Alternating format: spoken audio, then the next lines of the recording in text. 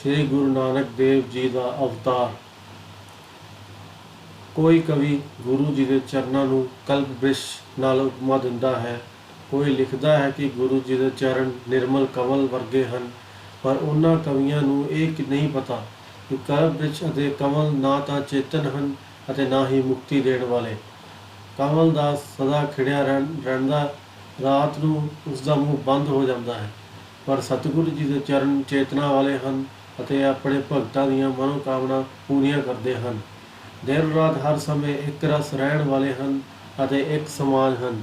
ਮੈਂ ਨਾ ਹੀ ਕਲਪ ਵ੍ਰਿਕਸ਼ ਅਤੇ ਨਾ ਹੀ ਕਮਲ ਨੂੰ ਗੁਰੂ ਜੀ ਦੇ ਚਰਨਾਂ ਦੇ ਆਦਰਯੋਗ ਸਮਝਦਾ ਹਾਂ। ਇਸ ਲਈ ਚਰਨ ਹੀ ਹਨ। ਨਾ ਇਹ ਪਾਰਜਾਤ ਹਨ ਅਤੇ ਨਾ ਹੀ ਕਮਲ ਦੇ ਫੁੱਲ। ਭਾਈ ਬਾਲੇ ਜੀ ਦਾ ਸਰੂਪ ਵਰਣਨ। ਹੱਥ ਵਿੱਚ ਤੂੰਬੀ ਫੜੀ ਹੋਈ ਹੈ, ਲੱਕ ਨਾਲ ਲੰਗੋਟੀ ਬੱਧੀ ਹੈ, जिसम उपर कंबली लई है ਅਤੇ सिर ते सफ़ेद टोपी पाई हुई है। दाड़ा चिट्टा लम्मा ਅਤੇ ਇਕਸਾਰ है। दिल ਵਿੱਚ गुरु नानक देव जी का ध्यान धरिया है ਅਤੇ विधि अनुसार गुरु जी के चरण कमलों को वंदना कर रहे हैं। भाई बाला अपने चंद्र मुख तो अमृत समान गुर इतिहास वर्णन कर रहा है। भाई बाले ने कहा, कलयुग अपने क्रूर रूप ਵਿੱਚ पूर जोरां ते सी। पाप ਅਤੇ बहुत ਭਿਆਨਕ रूप धारण कर चुकिया सी। पाप बहुत ਵੱਧ ਗਿਆ ਸੀ। ਕਾਲ ਪੈ ਜਾਣ ਆਦਿ ਦੁਰਘਟਨਾਵਾਂ ਆਮ ਤੌਰ 'ਤੇ ਵਾਪਰ ਰਹੀਆਂ ਸਨ। ਮਲੇਛੀਆ ਦੀ ਹਕੂਮਤ ਵੱਧ ਰਹੀ ਸੀ। ਮੁਹੰਮਦ ਦਾ ਪੰਥ ਵੱਧ ਰਿਹਾ ਸੀ। ਪਾਪ ਰੂਪ ਮਲੇਛ ਗਰੀਬ ਪ੍ਰਜਾ 'ਤੇ ਜ਼ੁਲਮ ਕਰ ਰਹੇ ਸਨ।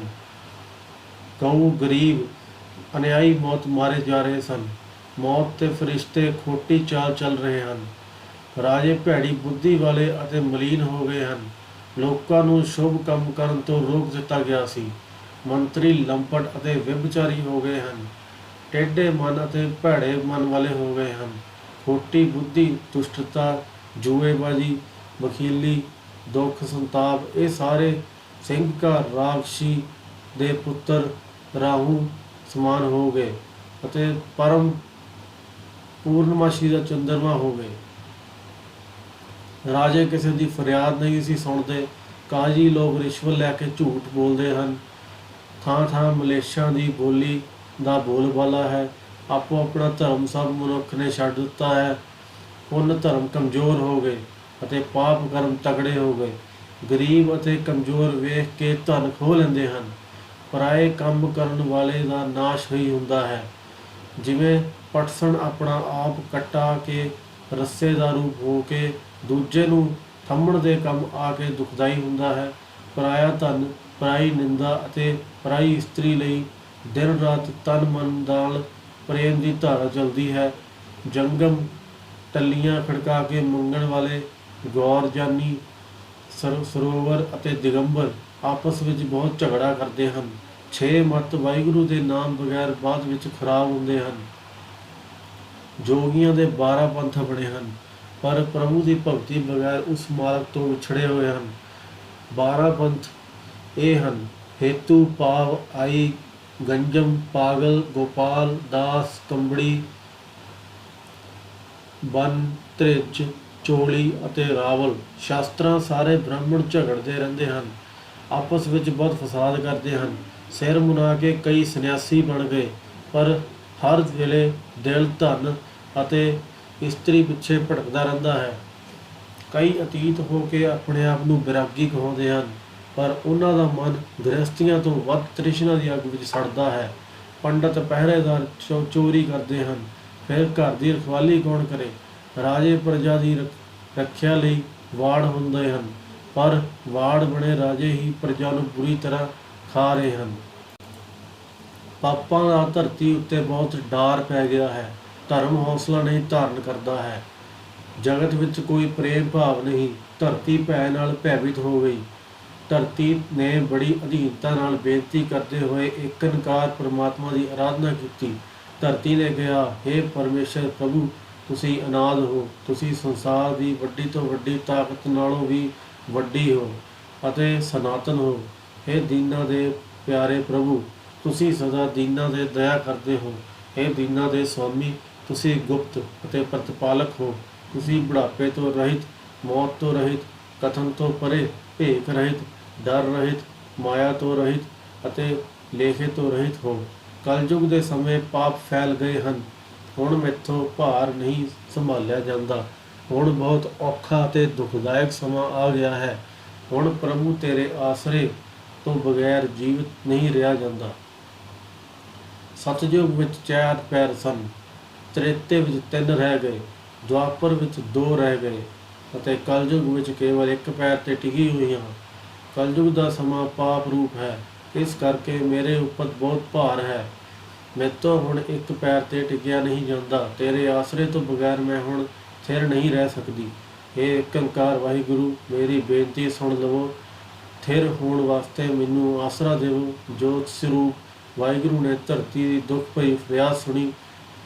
ਸੁੱਖਾਂ ਦੇ ਦਾਤੇ ਨੇ ਧਰਤੀ ਦੀ ਪੁਕਾਰ ਸੁਣ ਕੇ ਸੋਚ ਵਿਚਾਰ ਕੀਤੀ। ਵਾਹਿਗੁਰੂ ਜੀ ਸੋਚਣ ਲੱਗੇ, ਇਸ ਕਾਰਜ ਵਾਸਤੇ ਮੈਂ ਬਹੁਤ ਪੈਗੰਬਰ ਭੇਜੇ ਹਨ, ਪਰ ਉਹ ਧਰਤੀ ਉੱਤੇ ਜਾ ਕੇ ਆਪਣਾ ਹੀ ਪੰਥ ਚਲਾ ਲੈਂਦੇ ਹਨ। ਉਹ ਇਹ ਭੁੱਲ ਹੀ ਜਾਂਦੇ ਹਨ ਕਿ ਮੈਂ ਉਹਨਾਂ ਨੂੰ ਕਿਸ ਕਾਰਜ ਭੇਜਿਆ ਸੀ। ਸਾਰੇ ਆਪਣਾ ਆਪਣਾ ਮਤ ਚਲਾ ਲੈਂਦੇ ਹਨ। ਕਿਸੇ ਨੇ ਵੀ ਨਾਮ ਦੀ ਮਹਿਮਾ ਦਾ ਪ੍ਰਚਾਰ ਨਹੀਂ ਕੀਤਾ ਹੈ ਅਤੇ ਪ੍ਰੇਮ ਪਿਆਰ ਦੀ ਰੀਤ ਨਹੀਂ ਚਲਾਈ ਹੈ। ਇੰਜ ਵਿਚਾਰ ਕੇ ਜਗਤ ਦੇ ਕਾਰਨ ਵਾਹਿਗੁਰੂ ਜੀ ਬੋਲੇ, ਧਰਤੀ ਨੂੰ ਮੈਂ ਆਸਰਾ ਦੇਵਾਂਗਾ ਤੇ ਉਹ ਆਸਰੇ ਵਾਲੀ ਹੋਵੇਗੀ। ਜਦ ਨਾਮ ਕੀਰਤਨ ਦਾ ਪ੍ਰਵਾਹ ਚੱਲ ਪਏਗਾ ਤਾਂ ਤੈਨੂੰ ਵੀ ਆਸਰਾ ਮਿਲ ਜਾਵੇਗਾ। ਇਸ ਲਈ ਮੈਨੂੰ ਹੁਣ ਆਪ ਹੀ ਜਗ ਵਿੱਚ ਪ੍ਰਗਟ ਹੋਣਾ ਚਾਹੀਦਾ ਹੈ। ਮੇਰੇ ਬਗੈਰ ਹੋਰ ਕੋਈ ਉਪਾਅ ਨਹੀਂ ਹੋ ਸਕਦਾ। ਧਰਮ ਦੇ ਘਰ ਨੇ ਧੀਰਜ ਦਿੱਤਾ ਤੇ ਕਿਹਾ, ਮੈਂ ਤੇਰਾ ਆਸਰਾ, ਤੇਰਾ ਸਹਾਰਾ ਬਣ ਕੇ ਸਭ ਦੁੱਖਾਂ ਦਾ ਨਾਸ਼ ਕਰ ਦੇਵਾਂਗਾ। ਆਕਾਸ਼ ਦੀ ਮਿੱਠੀ ਬਾਣੀ ਸੁਣ ਕੇ ਮੁਕਤ ਨੂੰ ਮੋਹ ਲੈਣ ਵਾਲੀ ਧਰਤੀ ਆਪਣੇ ਦਿਲ ਵਿੱਚ ਬਹੁਤ ਖੁਸ਼ ਹੋਈ। ਜਗਤ ਵਿੱਚ ਸ਼੍ਰੀ ਰਾਮ ਜੀ ਕੁਲ ਕਲੰਕ ਰਹਿਤ ਹੈ। ਧਰਤੀ ਨੂੰ ਆਨੰਦ ਦੇਣ ਵਾਲੇ ਚੰਦਰਮਾ ਵਰਗੇ ਗੁਰੂ ਨਾਨਕ ਦੇਵ ਜੀ ਸੁੰਦਰ ਬੇਦੀ ਕੁਲ ਵਿੱਚ ਪ੍ਰਗਟ ਹੋਏ। ਏਕ ਓਂਕਾਰ ਵਾਹਿਗੁਰੂ ਜੀ ਆਪ ਸਤਿਗੁਰ ਦਾ ਅਨੂਪਮ ਰੂਪ ਧਾਰ ਕੇ ਪ੍ਰਗਟ ਹੋਏ। ਰਾਤ ਰੂਪੀ ਭੈੜੀਆਂ ਰਸਮਾਂ ਰੀਤਾਂ, ਕਲਿਕਾਲ ਦਾ ਹਨੇਰਾ, ਤਾਰੇ, ਪਖੰਡੀ ਸਮਾਜ ਅਤੇ ਹੋਰ ਮਤ, ਇੰਦਰ ਅਤੇ ਮੁਹੰਮਦ ਰਾਜ, ਸੱਚ ਦਾ ਚੰਦਰਮਾ ਚੜ੍ਹਨ ਨਾਲ ਅਲੋਪ ਹੋ ਗਏ। ਤੇਜ ਪ੍ਰਭਾਵ ਵਾਲੇ ਗੁਰੂ ਨਾਨਕ ਦੇਵ ਜਦ ਪ੍ਰਗਟ ਹੋਏ ਤਾਂ ਬਾਲ ਅਵਸਥਾ ਦਾ ਸੂਰਜ ਉਹਨਾਂ ਨੂੰ ਲੈਣ ਆਇਆ। ਜਦ ਗੁਰੂ ਨਾਨਕ ਦੇਵ ਜੀ ਦਾ ਪ੍ਰਕਾਸ਼ ਹੋਇਆ ਤਾਂ ਸੰਤ ਅਤੇ ਕਮਲ ਵੇਖ ਕੇ ਖਿੜ ਪਏ। ਦੰਮੀਆਂ, ਪਖੰਡੀਆਂ ਅਤੇ ਉੱਲੂਆਂ ਭਾਵ ਮੂਰਖਾਂ ਨੂੰ ਭਾਰੀ ਦੁੱਖ ਹੋਇਆ, ਪਰ ਸਿੱਖ ਅਤੇ ਦਾਸ ਬਹੁਤ ਸੁਖਿਆਰੇ ਹੋ ਗਏ। ਪ੍ਰਭੂ ਭਗਤੀ ਦੀ ਲਹਿਰ ਜਗਤ ਵਿੱਚ ਪ੍ਰਕਾਸ਼ਮਾਨ ਹੋਈ। ਸਿੱਖਾਂ ਦੀ ਆਲਸਾ ਅਤੇ ਅਵਿਦਿਆ ਦਾ ਨਾਸ਼ ਹੋ ਗਿਆ। ਗਿਆਨ ਅਤੇ ਨਾਮ ਵਿੱਚ ਸ਼੍ਰੇਸ਼ਟ ਪੁਰਖ ਜਾਗਰਿਤ ਹੋ ਗਏ ਅਤੇ ਹਨੇਰਾ ਇੰਜ ਅਲੋਪ ਹੋ ਗਿਆ ਜਿਵੇਂ ਸੁਪਨਾ ਮਨ ਨੂੰ ਛੱਡ ਕੇ ਚਲਾ ਜਾਂਦਾ ਹੈ। ਭਾਈ ਬਾਲੇ ਨੇ ਕਿਹਾ, ਗੁਰੂ ਜੀ ਦੇ ਅਵਤਾਰ ਧਾਰਨ ਦੇ ਕਾਰਨ ਨੂੰ ਮੈਂ ਮਨ ਅਤੇ ਚਿੱਤ ਲਾ ਕੇ ਬੜੇ ਪ੍ਰੇਮ ਨਾਲ ਵਰਣਨ ਕੀਤਾ ਹੈ। हे ਗੁਰੂ ਅੰਗਦ ਦੇਵ ਜੀ ਮਹਾਰਾਜ, ਹੁਣ ਗੁਰੂ ਜੀ ਦਾ ਜਨਮ ਦੀ ਕਥਾ ਸੁਣੋ। ਬਾਰ ਦੇਸ਼ ਅਤੇ ਸਭ ਦੇਸ਼ਾਂ ਦੇ ਰਾਜੇ ਗ੍ਰਾਮ ਰੂਪ ਪ੍ਰਜਾ ਦੇ ਸਭ ਦੁੱਖ ਦੂਰ ਕਰਦੇ ਹਨ। ਇੱਕ ਪਾਸੇ ਸੁੰਦਰ ਰਾਵੀ ਨਦੀ ਵਗ ਰਹੀ ਹੈ ਅਤੇ ਉਸ ਦੀਆਂ ਰੰਗੀਨ ਲਹਿਰਾਂ ਉਛਾਲੇ ਮਾਰ ਰਹੀਆਂ ਹਨ। ਇੰਜ ਲੱਗ ਰਿਹਾ ਹੈ ਜਿਵੇਂ ਉਸ 'ਤੇ ਸੁੰਦਰ ਪੱਖਾ ਝੁੱਲ ਰਿਹਾ ਹੈ, ਜਿਸ ਤੋਂ ਉਸ ਦੇ ਰਾਜਪੁਣੇ ਦੇ ਸਾਰੇ ਗੁਣ ਵਿਦਵਾਨ ਹੋ ਰਹੇ ਹਨ। ਦੂਸਰੇ ਪਾਸੇ ਚਨਾਬ ਨਦੀ ਸ਼ੋਭਾ ਪਾ ਰਹੀ ਹੈ। ਉਸ ਦੀਆਂ ਸਾਫ਼ ਲਹਿਰਾਂ ਪੰਕਤੀਆਂ ਦੇ ਰੂਪ ਵਿੱਚ ਉੱਪਰ ਉੱਠ ਰਹੀਆਂ ਹਨ। ਇੰਜ ਲੱਗ ਰਿਹਾ ਹੈ ਜਿਵੇਂ ਸੁੰਦਰ ਚੌਰ ਭਾਰੀ ਸ਼ੋਭਾ ਪਾ ਰਿਹਾ ਹੋਵੇ। ਉਸ ਦੀ ਮਹਾਂ ਮਹਿਮਾ ਵੇਖਣ ਯੋਗ ਭਾਵ ਮਾਣਨ ਯੋਗ ਹੈ। ਉਸ ਦਾ ਪਾਣੀ ਜਦ ਖੇਤਾਂ ਨੂੰ ਲੱਗਦਾ ਹੈ ਤਾਂ ਫਸਲ ਬਹੁਤ ਹੁੰਦੀ ਹੈ, ਭਾਵ ਇਹ ਨਦੀ ਖੇਤੀਆਂ ਦਾ ਘਰ ਹੈ। ਫਿਰ ਅਜਿਹੇ ਇਲਾਕੇ ਵਿੱਚ ਜਿੱਥੇ ਫਸਲ ਬਹੁਤ ਹੈ, ਕਾਲ ਕਿਵੇਂ ਪੈ ਸਕਦਾ ਹੈ। ਖੇਤੀ ਨੂੰ ਲੱਗਣ ਵਾਲੇ 7 ਰੋਗਾਂ ਭਾਵ ਔੜ, ਅਧਿਕ ਵਰਖਾ, ਚੂਹੇ ਪੈਣ, ਟਿੱਡੀ ਦਲ, ਪੰਛੀਆਂ ਦਾ ਖਾਣਾ, ਰਾਜੇ ਦੀ ਚੜ੍ਹਾਈ ਅਤੇ ਕੁੰਗੀ ਦਾ ਵੀ ਕੋਈ ਡਰ ਨਹੀਂ ਹੈ। ਚੋਰ ਡਾਕੂ ਵੀ ਉਸ ਇਲਾਕੇ ਨੂੰ ਛੱਡ ਕੇ ਕਿਤੇ ਹੋਰ ਚਲੇ ਗਏ। ਜਾਂਦਿਆਂ ਰਾਹੀਆਂ ਦਾ ਇਸ ਇਲਾਕੇ ਵੇਖ ਕੇ ਮਨ ਬਹੁਤ ਖੁਸ਼ ਹੁੰਦਾ ਹੈ। ਮਿੱਤਰ ਮਨੁੱਖ ਵੀ ਇਸ ਖੇਤਰ ਨੂੰ ਵੇਖ ਕੇ ਆਪਣੇ ਪਰਿਵਾਰ ਨੂੰ ਭੁੱਲ ਜਾਂਦੇ ਹਨ। ਉੱਥੇ ਫਲ ਫੁੱਲ ਅਤੇ ਪੱਤਿਆਂ ਸਮੇਤ ਸੁੰਦਰ ਬ੍ਰਿਛ ਸ਼ੋਭਾ ਪਾ ਰਹੇ ਹਨ। ਉਹ ਜਾਂਦੇ ਰਾਹੀਆਂ ਨੂੰ ਬੜਾ ਸੁੱਖ ਦਿੰਦੇ ਹਨ, ਮਾਨੋ ਉਹ ਉੱਥੇ ਰਾਹੀਆਂ ਵਾਸਤੇ ਹੀ ਖੜੇ ਹਨ। ਉੱਥੇ ਬੜੇ ਚੰਗੇ ਵਿਹਾਰ ਸਦਾਚਾਰ ਵਾਲੇ ਭੱਦਰ ਪੁਰਸ਼ ਵਸਦੇ ਹਨ, ਦਇਆ ਅਤੇ ਧਰਮ ਦੀ ਪੂਰੀ ਪਾਲਣਾ ਕਰਦੇ ਹਨ। ਲੋੜਵੰਦ ਅਤੇ ਗਰੀਬਾਂ ਦੀ ਸੇਵਾ ਕਰਨ ਵਿੱਚ ਜਿਨ੍ਹਾਂ ਨਾਲ ਰੰਗਿਆ ਹੋਇਆ ਹੈ, ਭਾਵ ਇਸ ਇਲਾਕੇ ਦੇ ਲੋਕ ਹਰ ਲੋੜਵੰਦ ਦੀ ਮਦਦ ਕਰਦੇ ਹਨ। ਉਹ ਗੁਣਾਂ ਦੇ ਭੰਡਾਰ ਹਨ, ਵਿੱਦਿਆ ਦੇ ਗਿਆਨਤਾ ਹਨ। ਉੱਥੇ ਬੜੇ ਸੁੰਦਰ ਘੋੜੇ ਪੈਦਾ ਹੁੰਦੇ ਹਨ। ਉਹ ਬੜੇ ਬਲੀ, ਤਿੱਖੇ, ਤੇਜ਼ ਅਤੇ ਗੁਣਾਂ ਦੇ ਘਰ ਹਨ। ਉੱਥੋਂ ਦੇ ਪਸ਼ੂ ਵੀ ਬੜੀਆਂ ਵਧੀਆ ਨਸਲਾਂ ਦੇ ਹੁੰਦੇ ਹਨ। ਵਿਧਾਤਾ ਨੇ ਨਸਲਾਂ ਨੂੰ ਆਪ ਪ੍ਰਗਟ ਕੀਤਾ ਹੈ। ਉਹ ਸਾਰਾ ਦੇਸ਼ ਹੀ ਬੜਾ ਸੁੰਦਰ ਹੈ। ਬਾਹਰ ਦਾ ਉਹ ਇਲਾਕਾ ਰਾਜੇ ਭਾਰਤ ਦੇ ਦੇਸ਼ ਵਾਂਗ ਸ਼ੋਭਾ ਪਾ ਰਿਹਾ ਹੈ, ਮਾਨੋ ਇਲਾਕਾ ਭਰਤਖੰਡ ਹੈ। ਉਸ ਦੇਸ਼ ਵਿੱਚ ਤਲਵੰਡੀ ਨਾਮੀ ਇੱਕ ਭਲਾਗ ਨਗਰ ਹੈ। ਚਾਰੇ ਵਰਨ ਬ੍ਰਾਹਮਣ, ਖੱਤਰੀ, ਵੈਸ਼ ਅਤੇ ਸ਼ੂਦਰ ਨਾਲ ਉਹ ਭਰੀ ਹੋਈ ਹੈ। ਉਸ ਨਗਰ ਦੇ ਚਾਰ ਚੁਫੇਰੇ ਬਾਗ ਸ਼ੋਭਾ ਪਾ ਰਹੇ ਹਨ। ਫੁੱਲਾਂ ਦੇ ਬਗੀਚੇ ਵੀ ਬੜੇ ਸੁੰਦਰ ਲੱਗ ਰਹੇ ਹਨ। ਨਗਰ ਦੇ ਇਰਦ ਗਿਰਦ ਕਿਲੇ ਵਾਂਗ ਇੱਕ ਉੱਚੀ ਦੀਵਾਰ ਬਣੀ ਹੋਈ ਹੈ, ਜਿਹੜੀ ਕਿ ਮਜ਼ਬੂਤ ਅਤੇ ਪਹਾੜ ਵਿੱਚ ਮੁਕਾਬਲਾ ਕਰਦੀ ਹੈ। ਨਗਰ ਵਿੱਚ ਬੜੀਆਂ ਅਟਾਰੀਆਂ ਬੱਦਲਾਂ ਨਾਲ ਗੱਲਾਂ ਕਰਦੀਆਂ ਹਨ, ਭਾਵ ਬਹੁਤ ਉੱਚੀਆਂ ਹਨ, ਮਾਨੋ ਇਹ ਅਟਾਰੀਆਂ ਦਿਲਾਂ ਵਿੱਚ ਬੱਦਲਾਂ ਨੂੰ ਰੋਕਣ ਦੀ ਆਸ ਲਾਈ ਬੈਠੀਆਂ ਹਨ। ਨਗਰ ਵਿੱਚ ਘਰ ਵੀ ਬਹੁਤ ਸੁੰਦਰ ਬਣੇ ਹਨ, ਜਿਹੜੇ ਸਾਰੀਆਂ ਰੁੱਤਾਂ ਵਿੱਚ ਸੁਖਦਾਇਕ ਹਨ।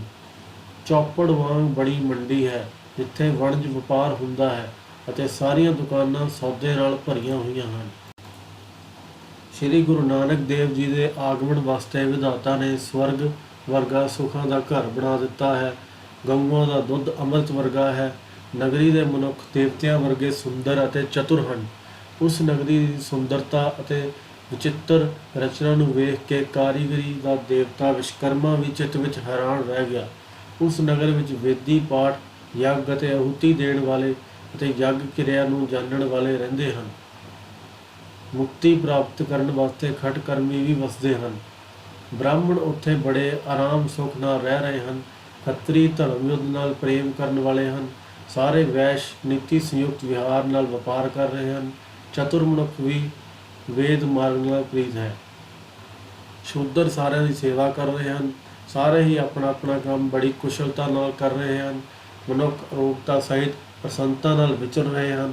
ਸਭ ਨੂੰ ਗਿਆਨ ਦੇਣ ਵਾਸਤੇ ਵੇਦਾਂ ਦਾ ਉਚਾਰਨ ਹੁੰਦਾ ਹੈ।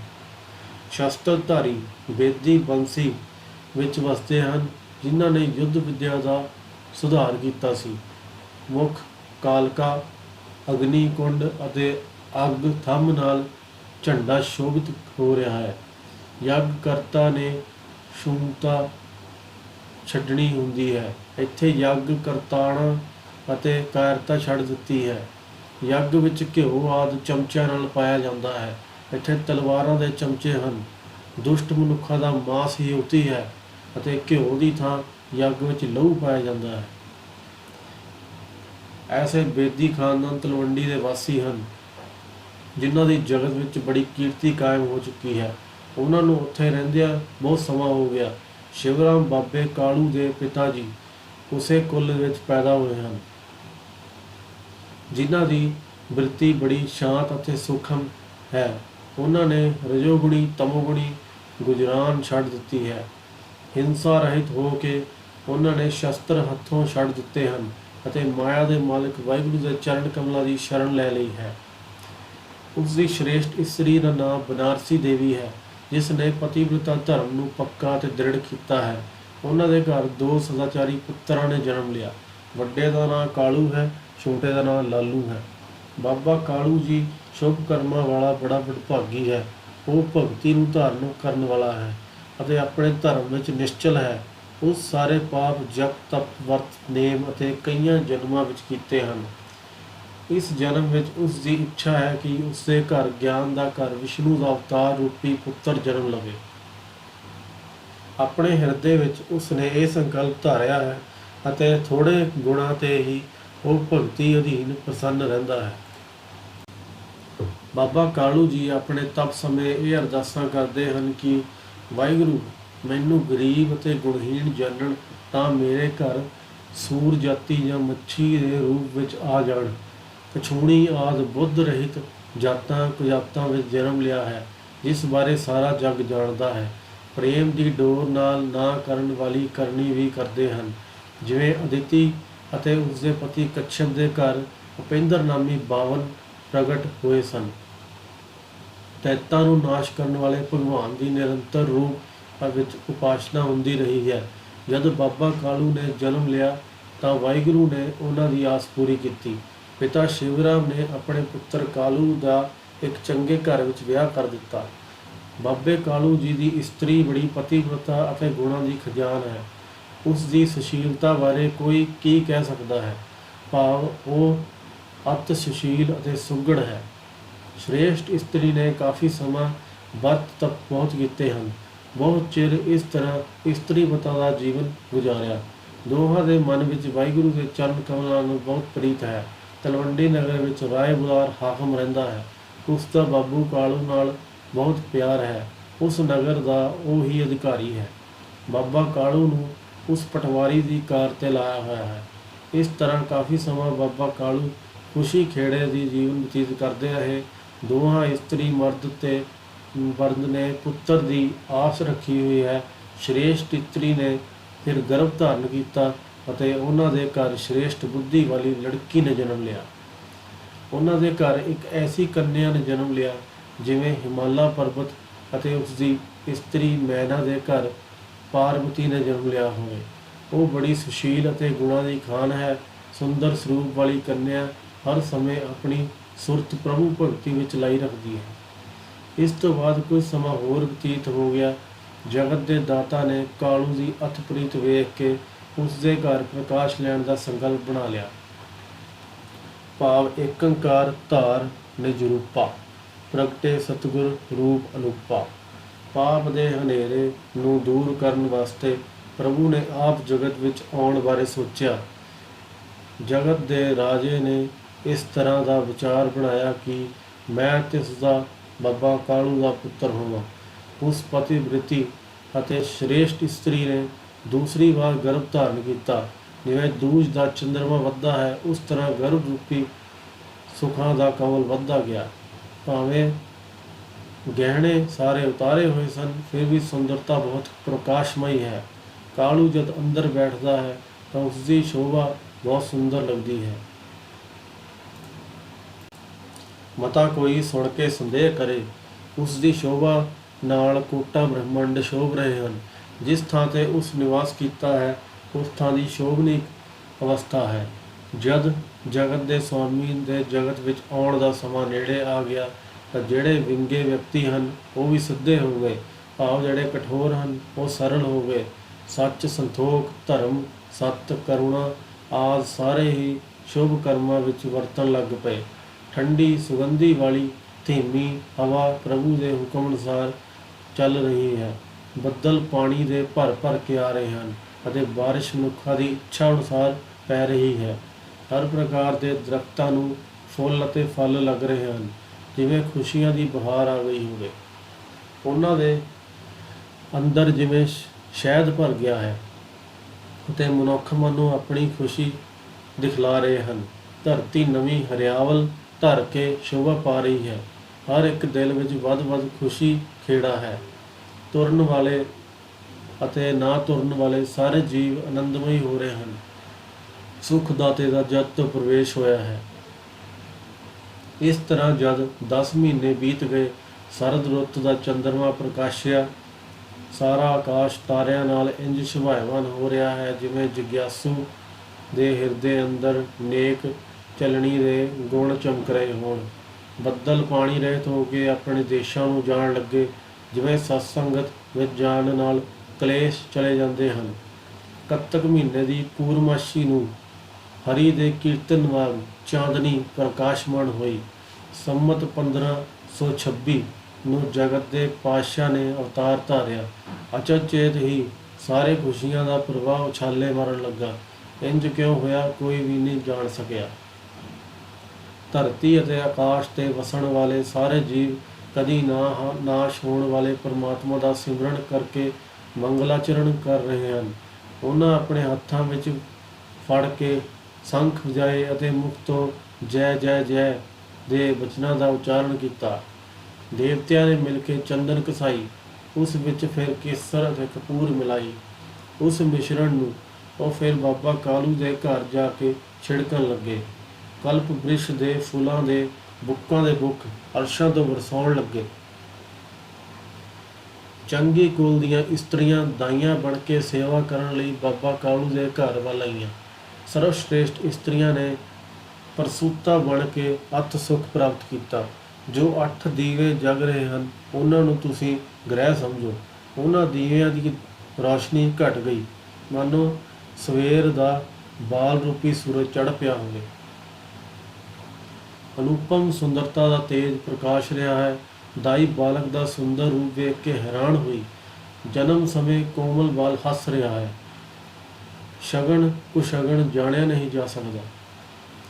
ਹੋਰ ਸਾਰੇ ਬਾਲਕ ਜਨਮ ਸਮੇਂ ਰੋਂਦੇ ਹਨ, ਪਰ ਇਹ ਅਸਚਰਜ ਬਾਲਕ ਤਾਂ ਹੱਸ ਰਿਹਾ ਹੈ, ਜਿਵੇਂ ਬੜਾ ਆਨੰਦ ਮਾਣ ਰਿਹਾ ਹੋਵੇ। ਥੋੜੀ ਬੁੱਧੀ ਵਾਲੀ ਦਾਈ ਕਿਵੇਂ ਸਮਝ ਸਕਦੀ ਹੈ ਕਿ ਇਸ ਸੁੰਦਰ ਬਾਲਕ ਨੂੰ ਜਨਮ ਮਰਨ ਦੀ ਪੀੜ ਨਹੀਂ ਹੈ, ਭਾਵ ਉਹ ਜਨਮ ਮਰਨ ਦੀਆਂ ਪੀੜਾਂ ਤੋਂ ਰਹਿਤ ਹੈ। ਦਾਸੀ ਨੇ ਦੌੜ ਕੇ ਬਾਬੇ ਕਾਲੇ ਨੂੰ ਇਹ ਖੁਸ਼ਖਬਰੀ ਸੁਣਾਈ, ਤੁਹਾਨੂੰ ਵਧਾਈ ਹੋਵੇ, ਬੜਾ ਆਨੰਦ ਮੰਗਲ ਹੋਇਆ ਹੈ, ਤੁਹਾਡੇ ਘਰ ਸੁੰਦਰ ਪੁੱਤਰ ਹੋਇਆ ਹੈ, ਹੁਣ ਇਹਨੇ ਅਨੇਕ ਤਰ੍ਹਾਂ ਦੇ ਮੰਗਲ ਕਰੋ। ਜਦ ਕਾਲੂ ਜੀ ਨੇ ਪੁੱਤਰ ਦੇ ਜਨਮ ਦੀ ਖਬਰ ਸੁਣੀ ਤਾਂ ਉਹਨਾਂ ਮਨ ਵਿੱਚ ਬੜਾ ਸੁਖ ਪ੍ਰਾਪਤ ਕੀਤਾ, ਜਿਵੇਂ ਜਨਮ ਦੇ ਕੰਗਾਲ ਦੇ ਘਰ ਕਲਪ ਬ੍ਰਿਛ ਉੱਗ ਪਿਆ ਹੋਵੇ। ਉਹਨਾਂ ਨੇ ਹਿਰਦੇ ਵਿੱਚ ਇੰਨੀ ਖੁਸ਼ੀ ਅਨੁਭਵ ਕੀਤੀ। ਛੇਤੀ ਹੀ ਜਾ ਕੇ ਵੇਦਾਂ ਦੀ ਰੀਤੀ ਅਨੁਸਾਰ ਕੱਪੜਿਆਂ ਸਮੇਤ ਇਸ਼ਨਾਨ ਕੀਤਾ। ਫਿਰ ਪਰਮੇਸ਼ਰ ਵੱਲ ਧਿਆਨ ਧਰ ਕੇ ਸਮਾਧੀ ਲਾ ਕੇ ਬੈਠ ਗਏ ਅਤੇ ਦੋਵੇਂ ਹੱਥ ਜੋੜ ਕੇ ਵੰਦਨਾ ਕਰਨ ਲੱਗੇ। ਇਸ ਵਿਧੀ ਅਨੁਸਾਰ ਸਤਿਗੁਰੂ ਜੀ ਨੇ ਇਸ ਜਗਤ ਦੇ ਅਵਤਾਰ ਧਾਰਿਆ, ਜਿਨ੍ਹਾਂ ਨੇ ਇਸ ਧਰਤੀ ਅਤੇ ਭਗਤਾਂ ਨੂੰ ਸੁਖੀ ਕੀਤਾ। ਅੱਗੇ ਜਿਵੇਂ ਜਿਵੇਂ ਖੁਸ਼ੀਆਂ ਖੇੜੇ ਵਾਪਰਦੇ ਹਨ, ਤੁਸੀਂ ਇਹ ਸੰਸਾਰ ਦੇ ਵੱਡੇ ਵੱਡੇ ਰੋਗਾਂ ਦਾ ਨਾਸ਼ ਕਰਨ ਵਾਲੀ ਕਥਾ ਨੂੰ ਸੁਣਦੇ ਰਹੋ।